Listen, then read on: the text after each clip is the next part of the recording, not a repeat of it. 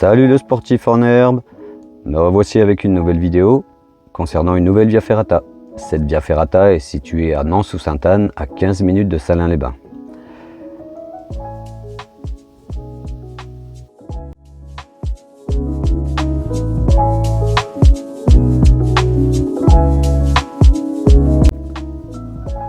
Tu viens de voir donc les différentes caractéristiques de cette via. En tout cas, le paysage est carrément somptueux. La petite place du village, pas très grand. Et nous allons découvrir maintenant l'accès à cette via ferrata. Petite marche d'approche d'environ 15-20 minutes pour les plus lents. C'est parti, sur la place du village, il y a de quoi stationner son véhicule un peu partout.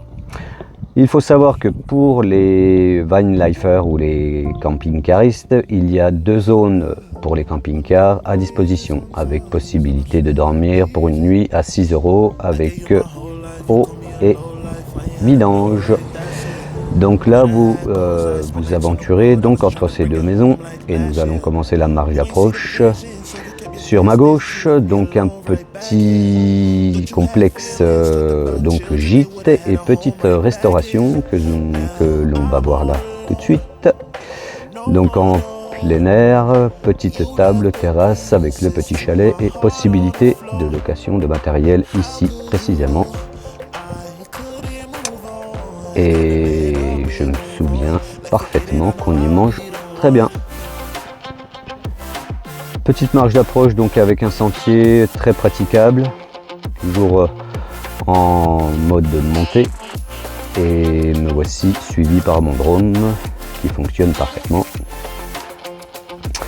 C'est un peu expérimental, je le teste depuis peu, donc ça va être l'occasion de le tester à fond. Ain't no checking tags now, put it in a bag now. It wasn't this way like last year. Girl, I know you tripping, know you wanna kiss me. I know all you want me back here, but I can't take you. So we on a break, you say you wanna wait right back here. Now I let you go, glad I let you go. Et me voici au pied de la via ferrata. Et donc pour les personnes qui pourraient venir avec des enfants, sachez que vous avez à disposition un banc d'essai, une zone d'essai pour s'exercer à la via ferrata avec une petite tyrolienne. Et donc vous avez plusieurs possibilités, donc avec du matériel évidemment, harnais et longe, de tester cette via ferrata dans son plus simple appareil.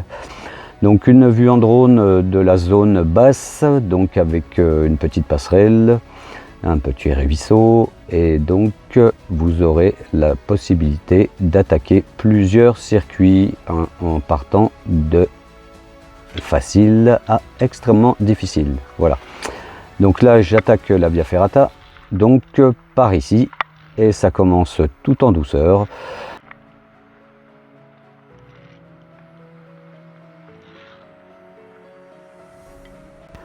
Vous allez donc très vite arriver vers une petite bifurcation.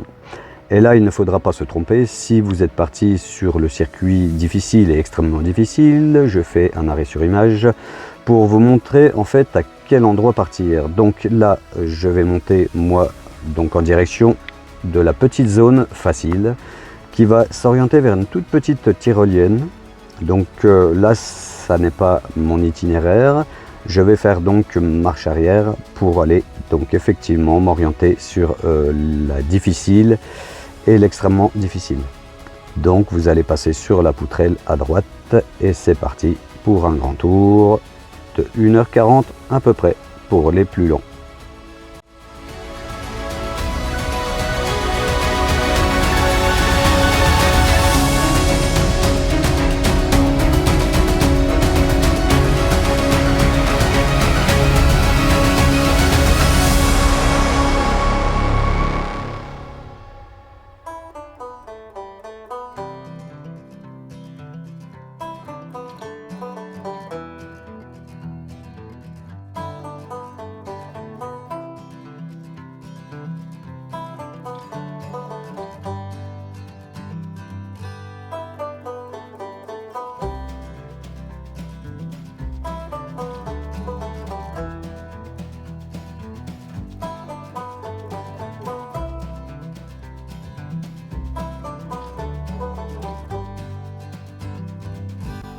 Nous allons rencontrer tout au long de cette Via Ferrata des aspérités très originales comme celle-ci.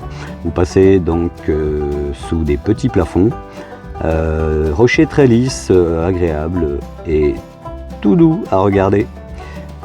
Et en termes de difficulté, sur une grande partie du début, nous rencontrons très peu de surplomb. Là, j'en ai un petit, mais il y a vraiment très peu de surplomb. Cette Via Ferrata est vraiment très agréable dès le départ, pour ensuite s'intensifier au fil des mètres et des mètres que l'on sillonne.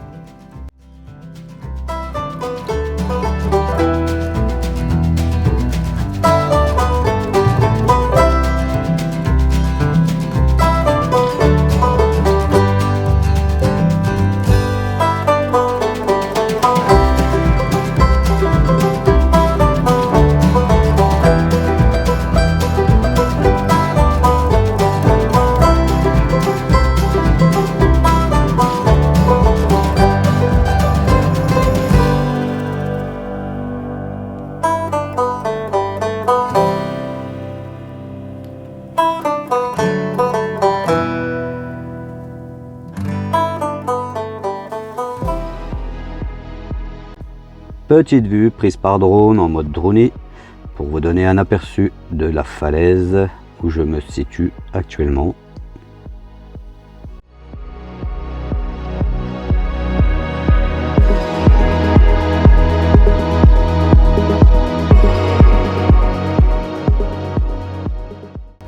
Je progresse gentiment en passant par des zones verticales et horizontales, ce qui en fait une Via Ferrata vraiment pas monotone. On va ensuite approcher gentiment de la forêt pour ensuite faire une partie de la via en mode randonnée. Donc l'équipement n'est pas obligatoire, voire nécessaire, mais dès qu'il est donc soumis à sécurité, le parcours propose des câbles et donc vous aurez la possibilité de mettre les mousquetons.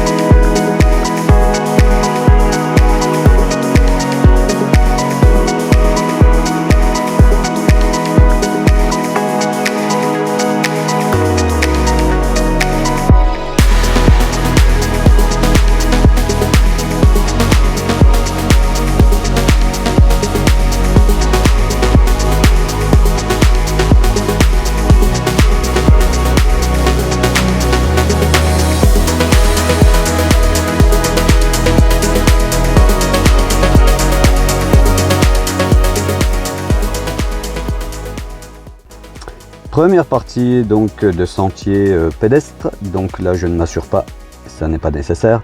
Vous allez ensuite approcher d'une zone un peu plus dangereuse, donc il est conseillé de s'attacher sur les câbles à gauche. Et donc là je passe dans cette zone vraiment charmante avec le drone qui me suit et j'essaie d'adapter mon pas à sa vitesse et je vois qu'il adapte bien l'environnement.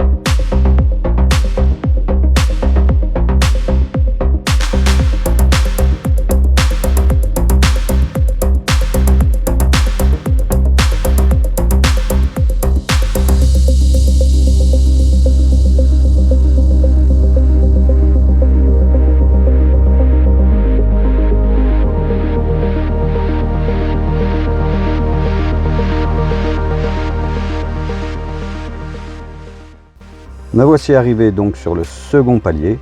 Je vais gentiment m'approcher donc d'un pan de falaise d'environ 40 mètres que je vais gravir. Petite vue fusée avec le drone.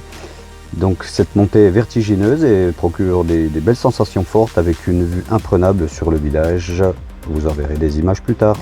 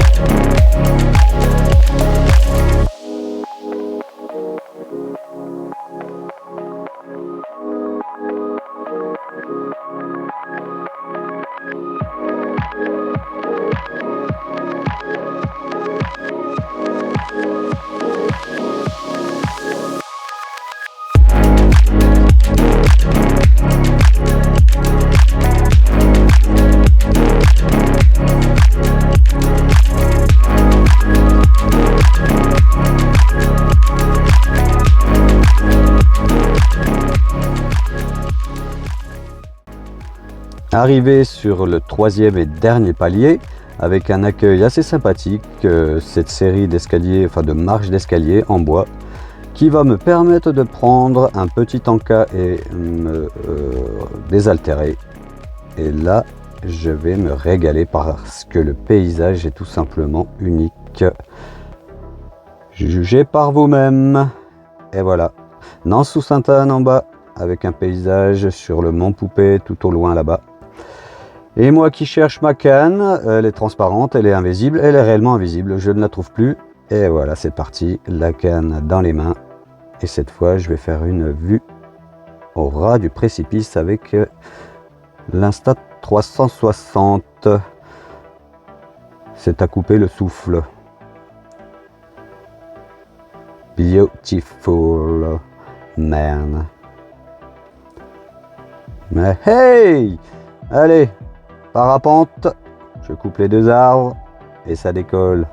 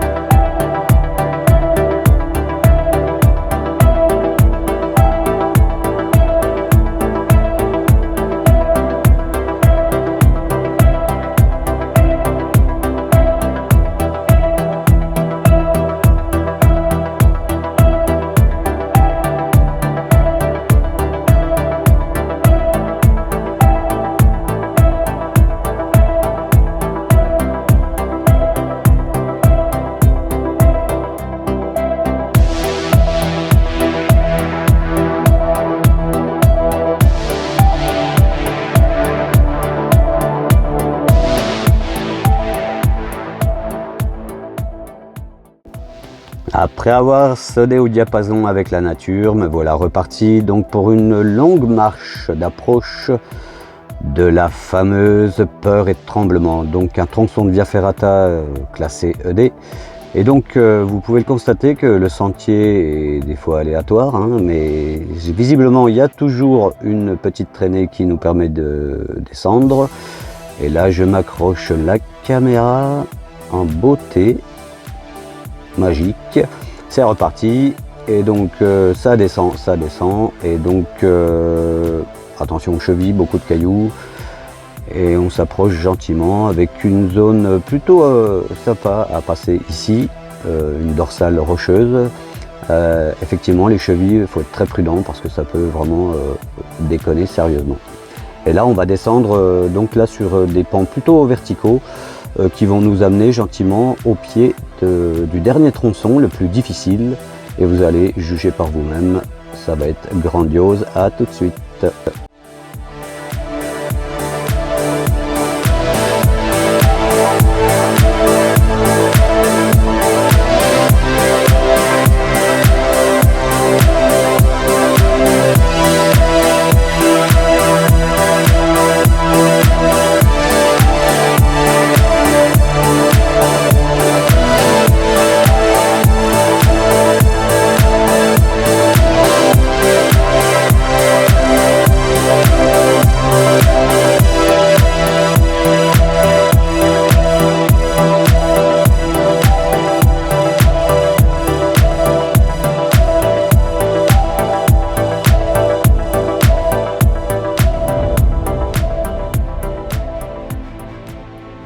Et là, ça vaut un arrêt sur image.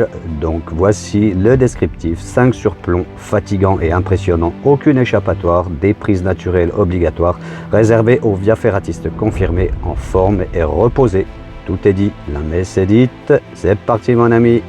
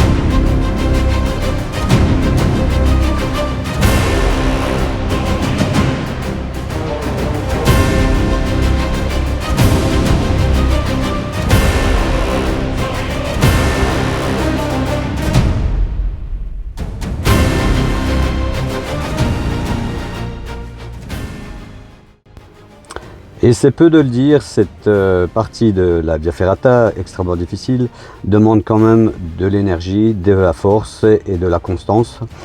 Alors pour les pratiquants de Via Ferrata, il y a deux modes, celui de l'expérimenté qui va gravir ce tronçon très difficile tout en force en utilisant très peu la vache. Donc moi c'est tout l'opposé, je vais régulièrement me reposer avec la vache, donc la corde rose que vous pouvez apercevoir de temps en temps.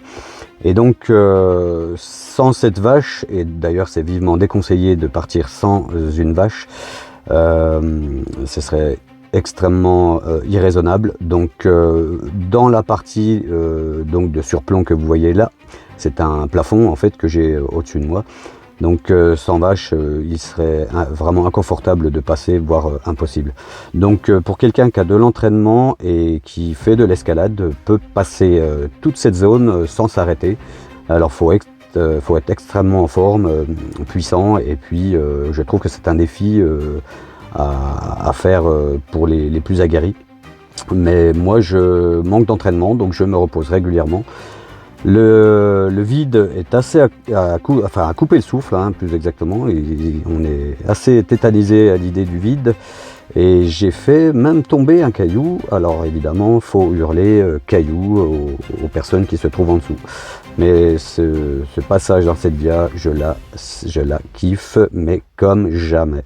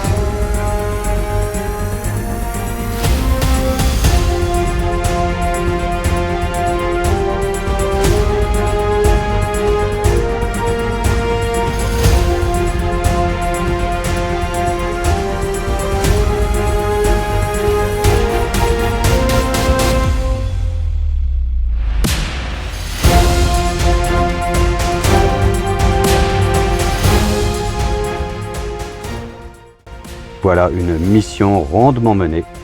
Me voici donc dans la zone un peu plus confort car j'ai les pieds qui reposent sur la roche. Donc cette via ferrata, surtout peur et tremblement, le tronçon au surnom diabolisant, reste vraiment très difficile. Et donc elle plaira aux plus aguerris et donc je la conseille vivement aux amoureux de sport extrême. Et donc je ressors de cette belle aventure sur un petit sentier qui va me reconduire au départ de peur et tremblement pour ensuite aller sur les petits sentiers de retour au village avec le paysage que vous voyez à l'instant et les cascades ne manquent pas. Et la suite, je vous ferai un petit topo sur ce qui se passe au village.